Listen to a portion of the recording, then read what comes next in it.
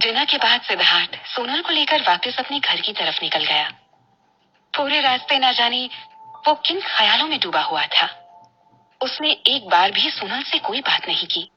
घर आते ही सोनल ने हमेशा की तरह अपने जूते उतारकर स्लीपर्स पहन लिए और जैसे ही ऊपर कमरे की तरफ जाने के लिए बढ़ी, सिद्धार्थ ने कहा, रुको, यहाँ मेरे पास आओ, मुझे कुछ बात करनी है तुमसे।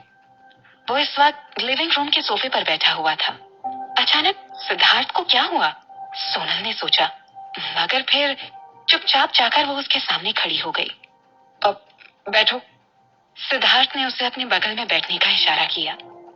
सोनल चुपचाप उसकी बात मानते हुए उसकी बगल में बैठ गई, मगर उसे थोड़ा अजीब लग रहा था। सिद्धार्थ अब भी एकदम सीरियस होकर खामोशी से उसके सामने बैठा हुआ था। उसे ऐसे चुप देखकर सोनल अब नर्वस हो रही थी। कहीं अब उसे अपनी शादी करने के फैसले पर अफसोस तो नहीं हो रहा है। उसे घबराहट होने लगी थी।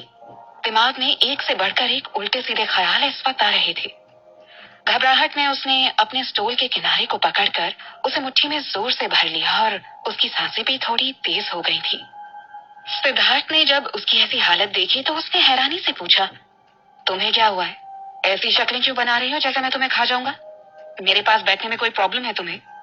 नहीं, ऐसी कोई बात नहीं है, सोनल ने बड़ी मुश्किल से डरते हुए जवाब दिया। और डैड ने तुमसे जो कुछ भी कहा था वो तुमने सुना ही था, सिद्धार्थ ने वापस सीरियस होते हुए पूछा। सोनल ने हाँ में अपना सिर हिला दिया। उत्कर्ष ने आज उससे जो कुछ भी कहा था उसने सोनल के दिल को छू लिया था। अब तक उसे उत्कर्ष का कहा एक एक शब्द याद था। अब क्योंकि हमारी शादी हो गई है तो हमें ऑनेस्टली इस रिश्ते को निभाना भी चाहिए। अगर तुम्हारी मुझसे कोई एक्सपेक्टेशंस या डिमांड्स हैं या फिर तुम अगर मुझसे कुछ पूछना चाहती हो तो बेझिझक अपनी बात कह सकती हो, लेकिन मैं पहले ही वार्न कर रहा हूँ कि अपनी लिमिट्स क्रॉस मत करना। उफ, तो ये बात करनी थी सिद्धार्थ को उससे। सोनल को ऐसा लगा जैसे किसी ने उसकी छाती पर रखा बड़ा सा बोझ हटा दिया हो। अपने सीने पर हाथ रखते हुए राहत भरी सांस उसके मुंह से निकल गई। थैंक गॉड, उसने मन ही मन भगवान को थैंक यू बोला और फिर सिद्धार्थ की तरफ देखती हुई बोली, नहीं, मुझे तुमसे और कुछ भी नहीं चाहिए। हमारे बीच सब कुछ जैसा चल रहा है मैं उसके साथ बहुत खुश हूँ।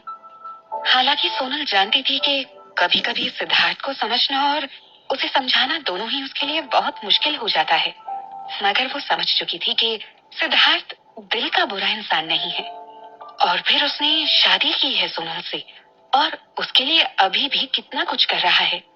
उसके मुकाबले सोनल ने तो कुछ भी नहीं किया था उसके लिए। वो पहले ही खुद को उसके एहसानों के नीचे दबा हुआ महसूस कर रही थी।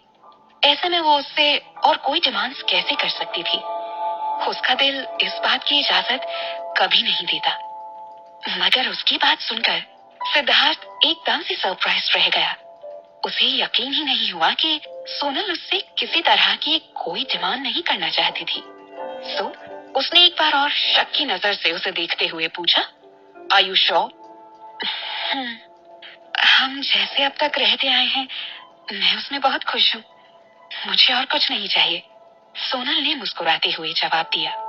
सोनल ने जब दूसरी बार भी यही जवाब दिया तो सिद्धार्थ के चेहरे पर एक शैतानी मुस्कुराहट आ गई। उसने शांति से सिर हिलाते हुए कहा, मुझे तुमसे यही उम्मीद थी। वैसे भी मैं नेचुरली इतना परफेक्ट हूँ कि लड़कियां मुझे वैसे ही पसंद करती हैं जैसा मैं हूँ, और तुमने भी वही किया।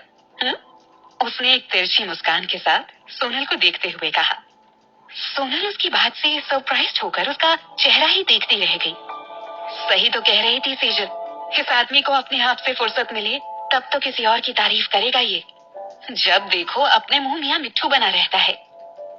अचानक सिद्धार्थ के चेहरे से स्माइल गायब हो गई और उसने सीरियस होते हुए कहा, भले ही तुम्हें मुझसे कुछ ना कहना हो मगर कुछ बातें मैं तुम्हारे साथ अभी क्लियर कर देना चाहता हूँ।